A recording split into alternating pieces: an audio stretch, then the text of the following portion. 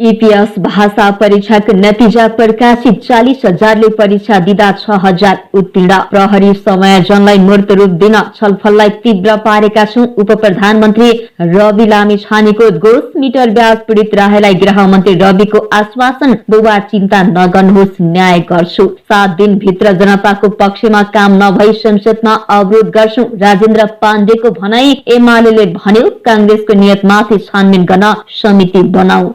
तर निष्पक्ष भएर काम गर्छु। नवनिर्वाचित उपाध्यक्ष घिमिरेको तर्क।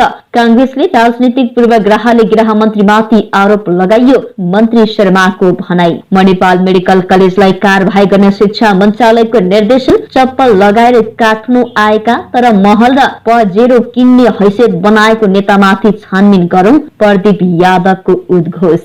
प्रधानमन्त्रीलाई प्रभु शाहको प्रश्न, संक्रमणकालीन न्याय सम्बन्धी विधि कहाँ छ? खगराज अधिकारीलाई दीर्घकालीन असर पनि निर्णय नगर्न सर्वोच्चको आदेश। अर्थतन्त्र चलायमान बनेको दावी गर्दै अर्थमन्त्री पुनले भने पुँजीगत खर्च 30% नाग्यो। कोशी सरकारको सिफारिस अस्वीकार। प्रदेश प्रमुखद्वारा विशेष अधिवेशन आह्वान। स्थानीय तहकै स्रोतबाट मतदाता शिक्षा स्वयंसेवक परिचालन गर्न निर्वाचन आयोगको परिपत्र। अदालतले बाबा रामदेव र बालकृष्णलाई भन्यो कारबाहीका लागि तयार रहनु। वायु प्रदूषण बढेर यस वर्षकै उच्च बिन्दुमा। काठमाडौँको अवस्था अत्यन्तै अस्वस्थकर लगायतका समाचारहरू तपाईको माझमा प्रस्तुत गर्नेछौं।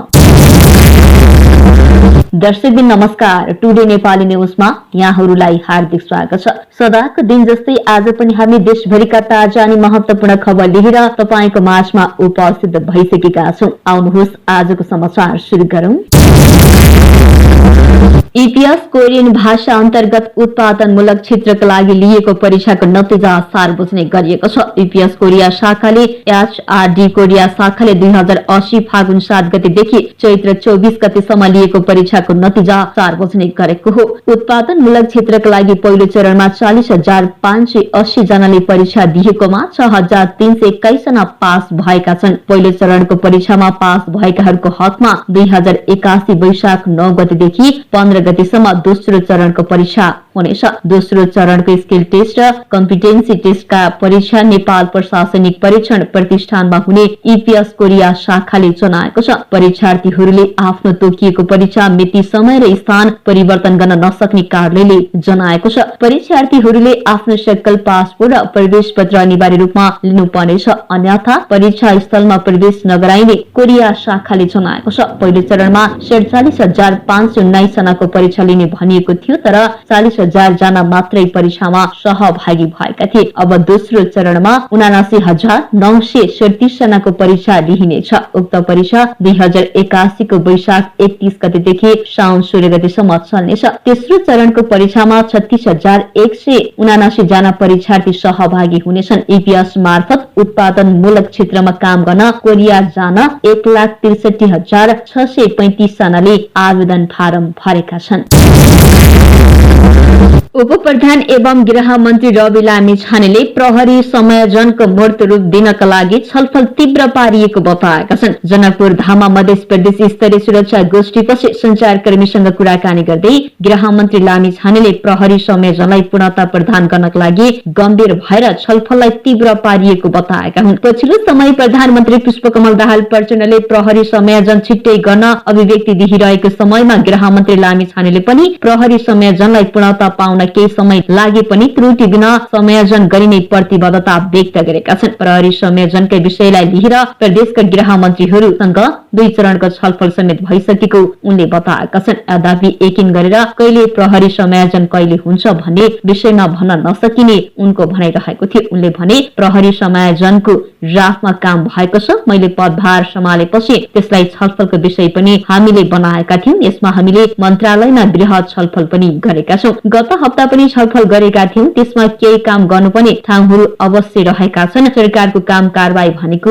अभिचिन्ता पनि हो। कहाँ आउँछ, को जान्छ, त्यो ठूलो कुरा भएन। त्यसमा काम गर्ने ठाउँहरू थुप्रै छन्। निरन्तर रूपमा अघि बढाउने कुरामा हामी छलफल गरिरहेका छौं। हामीले स्पष्ट भनिसक्यौं, हामीले आरोप लाग्ने बित्तिकै, उजुरी पर्ने बित्तिकै संसद मन्त्री सबैले राजीनामा दिने गरी सर्वदलीय सहमति गरौं भनेर एक स्टेप माथि गएर भनिसकेका छौं, उनले भनेका छन्। कुनै पनि कालखण्ड खण्डमा भएका भ्रष्टाचारको छानबिन गर्न स्वतन्त्र उच्च स्तरीय समिति वा आयोग गठन गरौं भनेर स्पष्ट भनिसकेका छौं उनले भनेका छन्। गृहमन्त्री लामी छानेले आरोप लाग्ने र उजुरी पर्ने बित्तिकै संसद एवं मन्त्री सबैले राजीनामा दिने गरी सर्वदलीय सहमति गर्नुपर्ने बताएका छन्। उनले नेपाली कांग्रेसले राजीनामा माग गरेको र संसद अवरोध गरिरहेको बारे संचारकर्मीको प्रश्नमा कांग्रेसको माग भन्दा राष्ट्रिय स्वतन्त्र पार्टीले एक कदम अघि बढेर उजुरी पर्ने बित्तिकै संसद मन्त्री सबैले राजीनामा दिने गरी सर्वदलीय सहमति गर्न प्रस्ताव गरिसकेको बताएका छन्। कुनै पनि कालखण्डमा भएका भ्रष्टाचारको छानबिन गर्न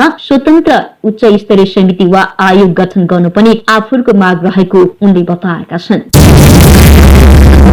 यसै बीचमा उपप्रधान एवं गृह मन्त्री रवि लामी छाने जनकपुर धाम पुगेका छन्। राति होटेल सीतारमणमा बास बसे उनी सुरक्षा अधिकारीहरूसँग पनि भेटघाटमा व्यस्त थिए। सुरक्षा अधिकारीसँग रहेकै बेला होटेलमा आइपुगे मिटर ब्याज पीडित सर्वनारायण राय। धनुषाको धनौजी गाउँपालिका 4 का राय गृहमन्त्री नजिक पुगेर भावुक बने। उनीमाथि नजर परे लगत्तै गृहमन्त्री रविले सोधिहाले, के भए बुबा? गृह मन्त्रीको व्यस्तता देखेर राय केही बोल्न सकिरहेका थिएनन्। तर गृह मन्त्रीले नै सोधेपछि राय खुलेर पीडा पोखे, हजुर म माथि ठूलो अन्याय भएको छ।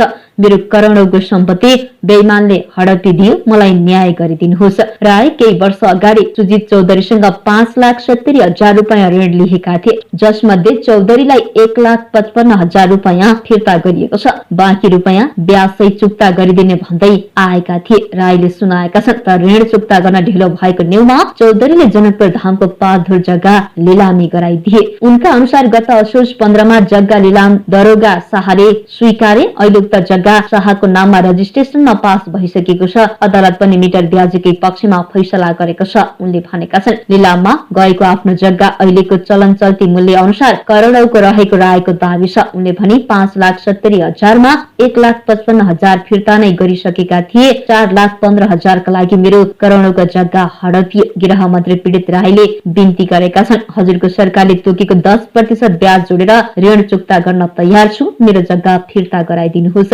पीडित राईको पीडा सुनेपछि गृह मन्त्री रविले आश्वासन दिएका छन्, बुबा चिन्ता नगर्नुहोस्, काम गरिरहेको छु, न्याय पाउनुहुन्छ। आयोग पनि बनेको छ, आयोगले पनि काम गरिरहेको छ, सबै मिटर ब्याज पीडितलाई न्याय दिन्छौं, उनको भनाइरहेको छ। नेकपा एकीकृत समाजवादीका सांसद राजेन्द्र प्रसाद पाण्डेले सहकारीको माध्यमबाट ठगिएकालाई न्याय दिन सरकारले विशेष ध्यान पुर्याउन जरुरी रहेको बताएका छन्। बुधबार प्रतिनिधि सभा बैठकलाई सम्बोधन गर्दै उनले सहकारी ठगीको विषयमा प्रमुख प्रतिपक्ष दलले लगातार संसद अवरोध गरेकोमा विशेष ध्यान दिन समेत सरकारलाई आग्रह गरेका छन्। सहकारी ठगीको विषयमा प्रमुख प्रतिपक्षले केही दिनदेखि संसद अवरोध गरिरहेको छ। उनीहरूको मागलाई सरकारले विशेष ध्यान दिनु जरुरी छ उनले भनेका छन्। बजेटमा भएका सेवा सुविधा राष्ट्र सेवकहरूले उपयोग गर्ने तर जनतालाई सेवा सुविधा नदिने विषयमा उनले सरकारको गम्भीर ध्यान आकर्षण गराएका छन्। 7 दिनभित्र जनताको पक्षमा सरकारले काम नगरे संसद अवरोध पार्ने समेत उनले चेतावनी दिएका छन्। चालू आर्थिक वर्षको बजेटबाट सेना, प्रहरी, न्यायाधीश, प्रशासक सबैले सुविधा लिइरहेका छन्, तर हामीलाई अमूल्य मत दिएर पठाएका जनतालाई सेवा र सुविधा दिन सरकारले मानिरहेको छैन। 7 दिनभित्र जनताको पक्षमा सरकारले काम नगरे संसदमा अवरोध गर्छौं, सभामुख मार्फत पाण्डेले सरकारको ध्यान आकर्षण गराएका छन्। नेकपा एमालेका प्रमुख सचेतक महेश बर्तौलाले नेपाली कांग्रेस सरकारमा हुँदा सहकारी प्रकरणको छानबिन अगाडि नबढाएको विषयमा कांग्रेसमाथि नै छानबिन गर्नुपर्ने बताएका छन्। बुधबार प्रतिनिधि सभा बैठकपछि संचारकर्मीसँग कुराकानी गर्दै प्रमुख सचेतक बर्तौलाले कांग्रेस सरकारमा हुँदा सहकारी प्रकरणमा प्रश्न उठेका व्यक्तिको किन छानबिन भएन भनेर प्रश्न गरेका हुन्। उनले सरकारमा हुँदा किन अनुसन्धान गरिएन भन्दै कांग्रेसको नियतमाथि अनुसन्धान गर्न समिति बनाउनु पर्ने बताएका छन्। उनले कांग्रेसले सरकारबाट बाहिरिने बित्तिकै प्रतिशोध साधेको पनि बताएका छन्। सरकारमा हुँदा जनताहरू सहकारीबाट ठगिएको नदेख्ने कांग्रेसले सरकारबाट बाहिरिन साथ देखेको उनले बताएका छन्। प्रमुख सचेतक बर्तौलाले कांग्रेसले संसदको स्थापित विधि र मान्यतालाई धज्जी उडाएर संसद अवरोध गरेको बताएका छन्। राष्ट्रिय सभाका नवनिर्वाचित उपाध्यक्ष विमला घिमिरेले उपाध्यक्ष साझा पद भएकाले सबैलाई मिलाएर तटस्थ निष्पक्ष भएर काम गर्ने प्रतिबद्धता व्यक्त गरेकी छिन्। राष्ट्रिय सभाको बुधबारको बैठकबाट निर्वाचित भएपछि संचारकर्मीसँग कुराकानी गर्दै उपाध्यक्ष घिमिरेले उपाध्यक्षको भूमिकालाई लिएर हुँदै आएका टीका टिप्पणी र मनोविज्ञानलाई चिर्दै क्रियाशीलताका आधारमा पदको गरिमा स्थापित गर्ने बताएका छन्। उनले भनिन्, संविधान र नियमावलीले दिएको भूमिका भित्र रही थप क्रियाशील हुनेछु। राष्ट्रिय सभामा महिला सदस्य सशक्तिकरणको विषयमा पनि मेरो भूमिका रहनेछ। उपाध्यक्ष घिमिरेले आफूले प्राप्त गरेको उपाध्यक्ष पदलाई सानो वा ठूलो भनी मूल्याङ्कन गर्न नहुने तर्क गर्दै आफूले गर्ने कार्य सम्पादनबाट उदाहरण प्रस्तुत गरी उठेका विभिन्न प्रश्न र मनोविज्ञान बदल्न प्रयास गर्ने अठोट गरेका छन्। प्राप्त अधिकारको अधिकतम सदुपयोग गर्ने पक्षमा आफू रहेकाले थप अधिकारका लागि चर्चा परिचर्चा गर्न आवश्यक नरहेको उल्लेख गर्दै उनले आवश्यकताका धारणामा नियमावली संशोधन हुने विश्वास व्यक्त गरेकी छिन्। वामपन्थी खेमामा रही महिला सशक्तिकरणको अभियानमा 3 दशक भन्दा बढी समयदेखि क्रियाशील घिमिरे हाल नेकपा एमालेको पोलिट ब्युरो सदस्य हुन्। उनी 4 वर्षदेखि राष्ट्रिय सभा सदस्यको जिम्मेवारीमा रहेका छिन्। संचार तथा सूचना प्रविधि मन्त्री रेखा शर्माले नेपाली कांग्रेसले राजनीतिक पूर्वाग्रहका दृष्टिकोणले उपप्रधान एवं गृह मन्त्री रवि लामिछाने विरुद्ध आरोप लगाइरहेको बताएका छिन्। बुधबार प्रेस सेन्टर नेपाल जिल्ला समन्वय समिति झापाले आयोजना गरेको कार्यक्रममा बोल्दै मन्त्री शर्माले ठाडो निवेदन दिएकै भरमा उपप्रधान एवं गृह मन्त्री लामिछानेमाथि छानबिन समिति बन्न नसक्ने बताएकी हुन्। उनले कांग्रेसले सुरुवाती दिनमा गृह मन्त्रीको राजीनामा र दोषी नै हो भन्ने ढंगले प्रस्तुत भएको तर अहिले संसदीय समिति बनाउने कुरामा अड्किएको बताए। उनले समग्र सहकारीको समस्याको छानबिन गर्न र समस्या समाधान गर्ने कुरामा सरकार सकारात्मक रहेको बताएका छन्। उनले भनेन, सुरुवातमा नेपाली कांग्रेसको गृह मन्त्रीको राजीनामा र दोषी नै हो भने ढंगले प्रस्तुत भयो, त्यो होइन, त्यसरी गर्नु हुँदैन। यसलाई राजनीतिक पूर्वाग्रह दृष्टिकोणले आरोप लगाउनु हुँदैन भन्ने कुरा नै हो। एकातिर प्रधानमन्त्रीको प्रस्ताव गर्न गएको भन्ने कुरा र अर्कोतिर गृह मन्त्री हुँदा छानबिन गर्नुपर्छ भन्ने कुरामा यस्तो खालको राजनीति हुँदैन, यस्तो राजनीति गर्नु हुँदैन भन्ने हो सरकारको कुरा उनले भनेकी छिन्। मन्त्री शर्माले प्रेस काउन्सिलको ठाउँमा मिडिया काउन्सिल बनाउने गरी सरकार अघि बढिरहेको पनि बताएकी छिन्। उनले अनलाइन मिडिया आइसके, न्यू मिडियाहरू आइसकेको अवस्थामा सबैलाई प्रोत्साहित गर्नका लागि पनि मिडिया काउन्सिलको आवश्यकता भएको बताएकी छिन्। उनले भनेन, उनीहरूलाई नियमन पनि गर्नुपर्छ भन्ने ढंगले हामी अगाडि बढेका छौं। सामाजिक सञ्जाललाई व्यवस्थित गर्न आवश्यक छ। हाम्रो आम सञ्चारको क्षेत्र पुनः संरक्षित हुन्छ। अहिले हामी बजेटको पूर्व सन्ध्यामा भएको हुनाले मन्त्रालयमा छलफल गरिरहेका छौं, उनको भनाइरहेको छ। पोखरामा रहेको मणिपाल मेडिकल कलेजलाई कारबाही गर्न शिक्षा विज्ञान तथा प्रविधि मन्त्रालयले निर्देशन दिएको छ। काठमाडौँ विश्वविद्यालयबाट सम्बन्धन प्राप्त उक्त कलेजलाई कारबाही गर्न भन्दै मन्त्रालयले पत्र पठाएको हो। दोस्रो वर्षमा अध्ययनरत विद्यार्थीले बढी शुल्क लिएको विषयमा मन्त्रालयमा गुनासो गरेका थिए। उक्त गुनासोपछि शिक्षा मन्त्रालयले आवश्यक कारबाही प्रक्रिया अगाडि बढाएको थियो। अनुत्तीर्ण भएका विद्यार्थीलाई पुनः परीक्षा लिन विश्वविद्यालयले प्रति विद्यार्थी 6,000 रुपियाँ शुल्क निर्धारण गरेको छ। तर कलेज प्रति विद्यार्थी 28,800 रुपियाँ शुल्क लिएको भन्दै विद्यार्थीहरूले मन्त्रालयमा उजुरी दिएका थिए। उक्त उजुरीपछि शिक्षा मन्त्रालयले आवश्यक छानबिन गरी समस्या समाधानको पहल लिन काठमाडौँ विश्वविद्यालयको स्कुल अफ मेडिकल साइन्सेसका डिनलाई पत्र पठाएको हो। मन्त्रालयले डिएन कार्यालयलाई पत्र लेखेर बढी शुल्क लिने कलेजलाई कारबाही गर्न भनेको छ। जनता समाजवादी पार्टी नेपालका प्रमुख सचेतक प्रदीप यादवले चप्पल लगाएर काठमाडौँ आएका तर ठूला ठूला महल र 4-4 वटासम्म गाडी किन्ने हैसियत बनाएका नेताहरूको सम्पत्ति छानबिन गर्नु पनि बताएका छन्। बुधबार प्रतिनिधि सभाको बैठकमा बोल्दै संसद यादवले गणतन्त्र आए पनि जनता निराश रहेको उनको भनाइ छ। उनले भने, गणतन्त्र आएको 17 वर्ष भयो तर जनता निराश छन्। हिजोको दिनमा जनताले ढोल बजाएर ज्यानको आहुति दिएर गणतन्त्र ल्याए तर ती जनता आज निराश छन् किनकि जनताले निशुल्क शिक्षा, निशुल्क स्वास्थ्य सेवा पाइरहेका छैनन्। नेताहरूको मोज मस्ती बढेको छ। 2047 सालदेखिको भ्रष्टाचारका फाइल खुल्ने कुरा आएको छ। खाली चप्पल काट्नु आएका नेताको ठूला ठूला बिल्डिङ 4 वटा पजेरो कहाँबाट आयो, छानबिन गर्नुपर्छ, तब मात्र जनताको निराशा हट्छ उनले भनेका छन्। उनले कर्मचारी तन्त्रको पनि सम्पत्ति छानबिन गर्नु पनि बताएका छन्। उनले साना साना व्यवसाय गरी जनताले बचत गरेको रकम हिनामिना भएको बताउँदै देशभरका सबै सहकारीको छानबिन गर्न समेत माग गरेका छन्।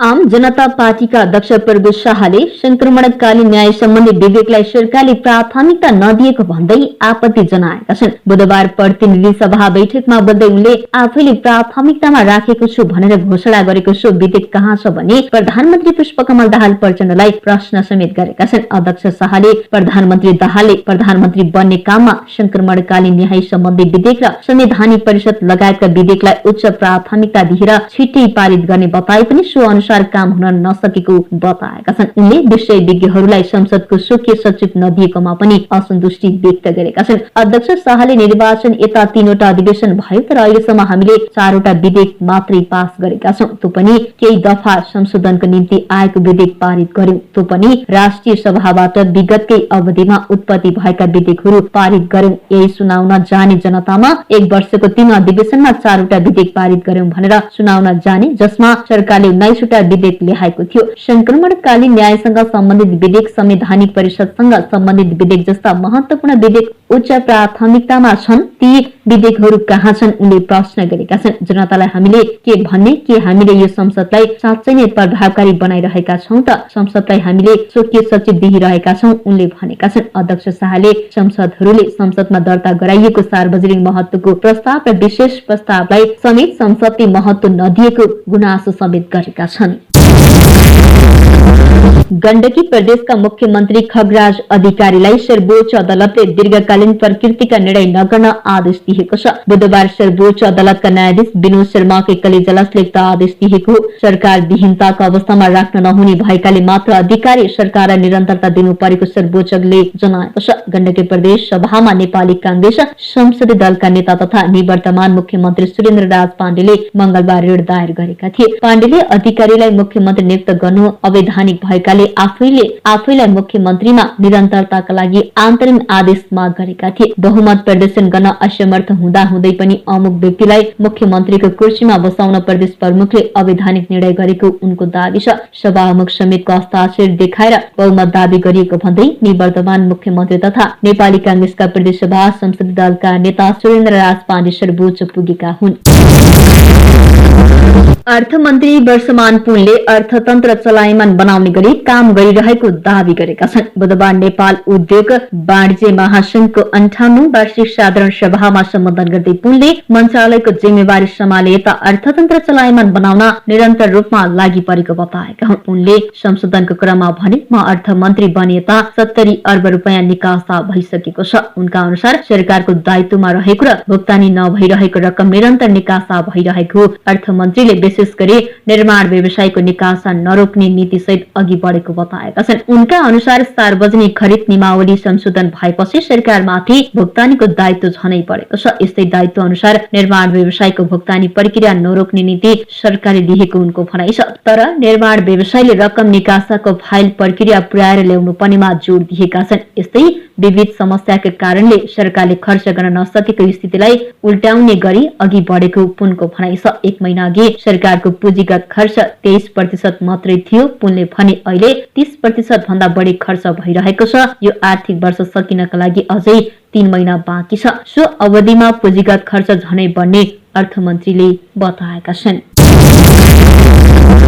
कोशी प्रदेश सभाको विशेष अधिवेशन बोलाइएको छ। 1/4 बढी संसदको माग बमोजिम प्रदेश प्रमुख परशुराम खापुङले वैशाख 6 गतेका लागि विशेष अधिवेशन आह्वान गरेका हुन्। यसअघि प्रदेश सरकारले 1.5 महिनापछि 2081 जेठ 11 गते प्रदेश सभाको अधिवेशन बोलाउन प्रदेश प्रमुख समक्ष सिफारिस गरेको थियो। एमाले र माओवादीले संसदको विशेष अधिवेशन बोलाउन प्रदेश प्रमुख समक्ष माग गरेपछि त्यसलाई छल्न मुख्यमन्त्री केदार कार्कीले हतार जेठ 11 गतेलाई बैठक बोलाउन सिफारिस गरेका थिए। प्रदेश सभाका सम्पूर्ण सदस्य संख्याको 1/4 भन्दा बढी प्रदेश सभा सदस्यहरूको चैत्र 26 गतेको लिखित अनुरोधमा वैशाख 6 गते बिहीबार दिनको 1 बजेका लागि प्रदेश सभाको अधिवेशन आह्वान गरेको प्रदेश प्रमुखको कार्यालयले जारी गरेको विज्ञप्तिमा उल्लेख गरिएको छ। मुख्यमन्त्री केदार कार्की माथिको समर्थन फिर्ता लिएर एमाले र नेकपा माओवादी केन्द्रका 53 संसदले एमाले संसदीय दलका नेता हिक्मत कार्कीको नेतृत्वमा नयाँ सरकार गठनको प्रक्रिया अगाडि बढाउन माग गरिसकेका छन्।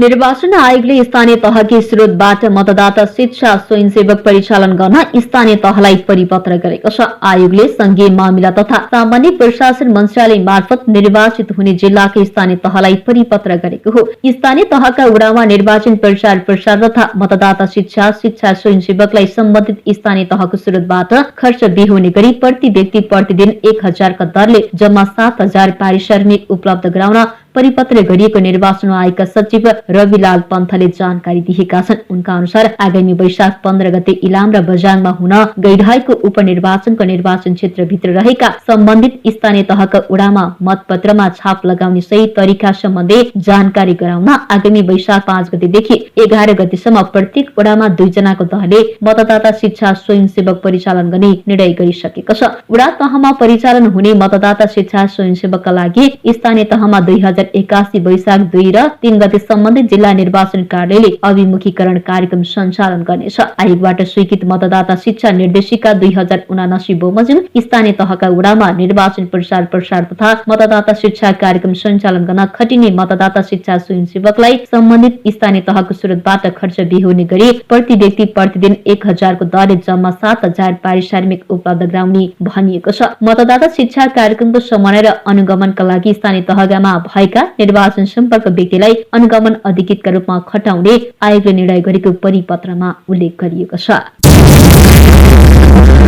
भारतको सर्वोच्च अदालतले पतञ्जलिको विवादित विज्ञापन सम्बन्धी मुद्दामा बाबा रामदेव र आचार्य बालकृष्णलाई कारबाहीको निम्ति तयार रहन भनेको छ। बुधबार अदालतले बाबा रामदेव र आचार्य बालकृष्णको दोस्रो माफीनामा खारेज गर्दै यस्तो चेतावनी दिएको हो। न्यायाधीश दोहे हिमा कोइली र आमन तुलाहाको संयुक्त इजलासले पतञ्जलिका कानून व्यवसायी विपिन सागी र मुकुल रोहित गिलाई प्रतिवादीले जानाजान अदालतको आदेश उल्लङ्घन गरेको भन्दै चेतावनी दिएको हो। इजलासले 16 अप्रिलमा अर्को सुनवाई हुने जनाएको छ। भारतीय सर्वोच्च अदालतले इन्डियन मेडिकल एसोसिएसनका तर्फबाट 17 अगस्त 2022 मा दायर गरिएको मुद्दामाथि सुनवाई गरिरहेको हो। वायु प्रदूषण बढेर यस वर्षको उच्च बिन्दुमा पुगेको छ। एआर क्वालिटी इन्डेक्सका अनुसार काठमाडौँको वायु गुणस्तर सूचाङ्क 265 पुगेको छ।